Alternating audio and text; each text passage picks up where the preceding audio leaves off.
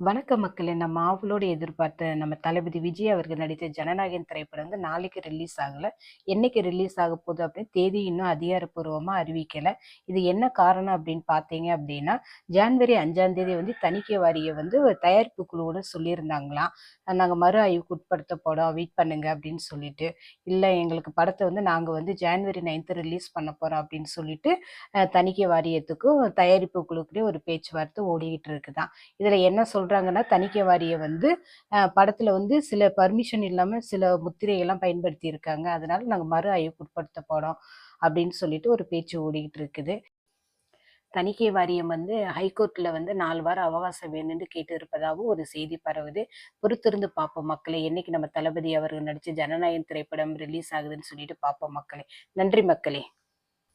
என்னோட சேனல் உங்களுக்கு பிடிச்சிருந்தா லைக் பண்ணுங்க, ஷேர் பண்ணுங்க, சப்ஸ்கிரைப் பண்ணுங்க. நன்றி, நன்றி மக்களே.